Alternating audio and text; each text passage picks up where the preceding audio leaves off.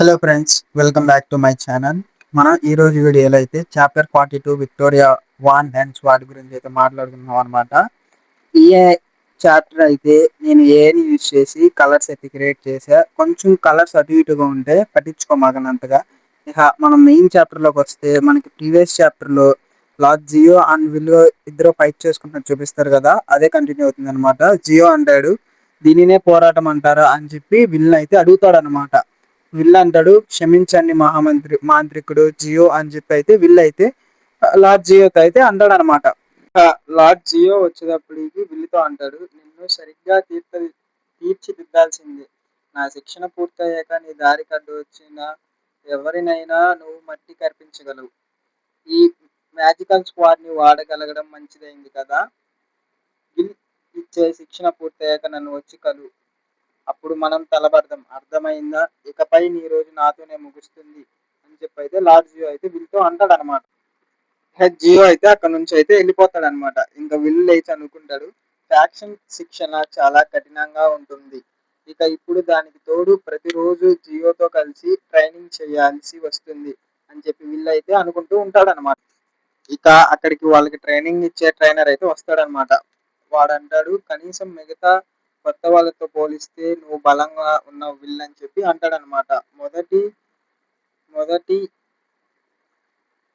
వినాశనం జరిగి ఎంతకాలమైంది, అయినా తాను ఇంకా వెనకబడే ఉంది. బహుశా తను దానికి పూర్తిగా భిన్నం కావచ్చు. అసలు ఏమాత్రం ఆశ లేనట్టు ఉంటుంది. పారిపోయిన మిగతా వాళ్ళలాగే తను కూడా ఈ శిక్షణను మధ్యలో వదిలేసి పారిపోతుందేమో అని చెప్పి నేను అనుకుంటున్నా అని చెప్పి అని మన ట్రైనర్ అయితే అంటాడనమాట. ఇక అప్పుడు సీనియర్ స్టూడెంట్స్ అయితే అంటారు, మిగతా ఫ్యాక్షన్స్ వాళ్ళు ఎవరు మాకు సాటి రారు, అందరికన్నా మేమే బలవంతులము అని చెప్పి ఒక స్టూడెంట్ అయితే అంటుంది అనమాట. దాంతో ఇంకో స్టూడెంట్ అంటాడు, great Geo is the strongest, తను బలవంతుడు, అందుకే తన ఫ్యాక్షన్ ఉన్న వాళ్ళు మేమందరం కూడా బలవంతులమే అని చెప్పి మరొక స్టూడెంట్ అయితే అంటాడనమాట. అక్కడ దాన్ని వింటున్న లిహానా అయితే బాధపడుతూ ఉంటుంది అనమాట. తను బలహీనంగా అక్కడ ఉన్న వాళ్ళందరూ వీక్ గా ఉండడం వల్ల తనైతే కొంచెం బాధపడుతూ ఉంటుంది అనమాట.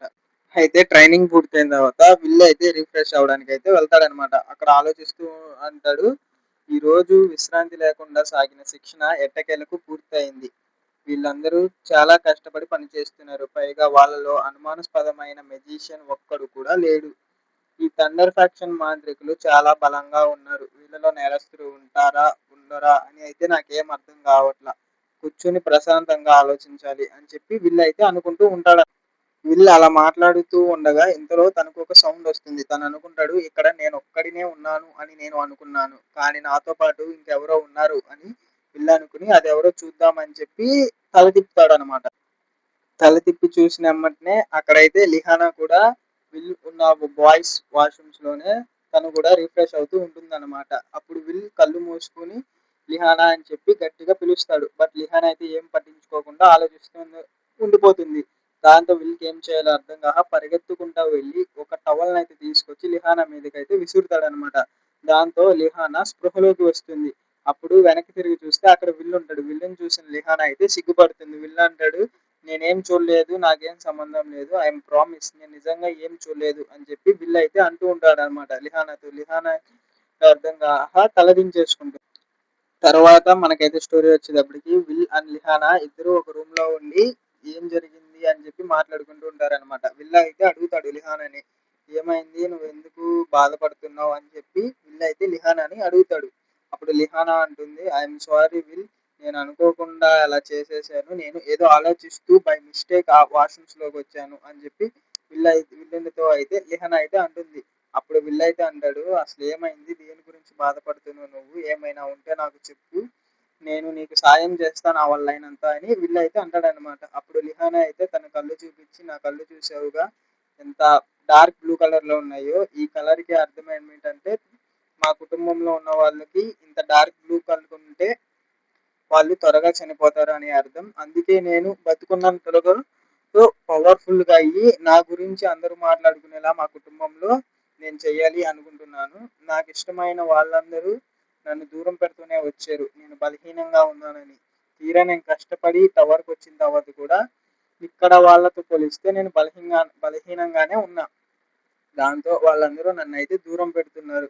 దాంతో నాకేం చేయాలో అర్థం కావట్లేదు విల్ అని చెప్పైతే లిహానా అయితే వీళ్ళతో అంటుందనమాట. అప్పుడు వీళ్ళు అంటాడు, ఇదేనా నేను ఇంకేదో అనుకుని భయపడ్డా కదా! నా నీతో పోలిస్తే నా స్టోరీ కూడా సేమ్ ఒకేలా ఉంటుంది. నన్ను కూడా ఇలాగే చూసేవాళ్ళు. నేను కూడా మ్యాజిక్ చేయడం చేత కాదని చెప్పి అందరూ నన్ను చూసి నవ్వుతూ, ఏడిపిస్తూ ఉండేవాళ్ళు. అయినా నేనేం దాన్ని పట్టించుకోకుండా నేను అనుకున్నది చేయాలని చెప్పి ఇక్కడి దాకా వచ్చా. ఇకపై మనిద్దరం కలిసి ట్రైనింగ్ చేద్దాం. ఏ ప్రాబ్లం ఉండదు. నువ్వేం బాధపడమాక. ఏం జరిగినా ఇక్కడ నీకు నేను తోడుంటా అని చెప్పి వీళ్ళైతే అంటాడనమాట. దాంతో లిహానా అయితే ఫుల్గా హ్యాపీ ఫీల్ అవుతుంది. వీళ్ళైతే లిహానాతో ఇలా అంటాడు, వాళ్ళందరూ మనము ఒకటేలా ప్రయత్నిస్తే వాళ్ళకి మనకి డిఫరెన్స్ ఏముంటుంది, వాళ్ళలా కాకుండా మనం ఈసారి ట్రైనింగ్ని డిఫరెంట్గా ట్రై చేద్దాం. అలాగే నీ బ్లూ కళ్ళు అంటే నాకు చాలా ఇష్టం. అవి రత్నాలలా మెరుస్తుంటాయి. నా మొదటి ప్రేమ కూడా సరిగ్గా ఇదే మాట చెప్పింది అని చెప్పి అయితే లిహానా అయితే వీళ్ళతో అయితే అంటుందన్నమాట. తర్వాత అయితే మనకి నెక్స్ట్ డే మార్నింగ్ స్టూడెంట్స్ అందరూ గ్రౌండ్ లో ట్రైనింగ్ చేయడం అయితే చూపిస్తారు. మళ్ళీ ఎప్పటిలాగే అందరికన్నా వెనకబడి ఉంటుంది లిహానా. దాంతో ట్రైనర్ అంటాడు, చూస్తుంటే నువ్వు మళ్ళీ అందరికన్నా వెనకబడి ఉన్నట్టున్నావు. నీవు ఈ ఫ్యాక్షన్ కి ఒక అవమానం, చిన్న నైట్ అని చెప్పి మన ట్రైనర్ అయితే లిహానాతో సీనియర్ స్టూడెంట్స్ అయితే మళ్ళీ అంటారనమాట. మళ్ళీ ఈ రోజు కూడా ఆ అమ్మాయి తన చేత నరకం అనుభవించబడుతున్నట్లు ఉంది. ఆ అమ్మాయి పరిస్థితి చాలా దారుణంగా ఉంది అని చెప్పి సీనియర్ స్టూడెంట్స్ అయితే అంటారు. దాంతో వీళ్ళైతే లిహానా అని చెప్పి అయితే వీళ్ళైతే పిలుస్తాడు. దాంతో లిహానా వచ్చి వీళ్ళ వైపు చూస్తుంది. దాంతో వీళ్ళైతే లిహానాతో చెప్తాడు, మనం ఇంతకు ముందు మాట్లాడుకున్నట్లే మనం డిఫరెంట్ గా ట్రై చేద్దాం. నీ ఎనర్జీ, మ్యాజికల్ ఎనర్జీ మొత్తాన్ని నీ లెగ్స్ లో పెట్టి ఒక్కసారిగా నీ పవర్ ని అయితే బూస్ట్ చేయి అని చెప్పి వీళ్ళైతే లిహానాతో అంటాడు. దాంతో లిహానా వచ్చేటప్పటికి తన పవర్ ని తన ఫుట్స్ దగ్గర అయితే పెట్టుకుని బూట్స్ ద్వారా ఒక్కసారిగా తను బూస్ట్ చేసుకునేది. దాంతో తను అందరితో పాటు సమానంగా పరిగెత్తగలుగుతుంది. దాన్ని చూసిన సీనియర్ స్టూడెంట్స్ ఇలా అంటారనమాట. కానీ ప్రతి మలుపు తర్వాత ఆమె మళ్ళీ మనల్ని అందుకుంటుందా, ఆమెకు ఇంత వేగం ఎక్కడి నుంచి వచ్చింది అని చెప్పి సీనియర్ స్టూడెంట్స్ అయితే మాట్లాడుకుంటారు. తర్వాత మనకి లిహానా అయితే చూపిస్తారు. తను అంటుంది, నేను థండర్ ఫ్యాక్షన్ కి చెందిన మెజిషియన్ని. నేను ఎవరికి తల వంచవలసిన అవసరం లేదు. నేనేంటో నాకు తెలుసు. నన్ను నేను ప్రూవ్ చేసుకోగలను అని చెప్పి లిహాన్ అయితే అని మళ్ళీ పవర్ ని బూస్ట్ చేసుకుంటూ అందరికన్నా ముందు వెళ్ళిపోతుంది అనమాట.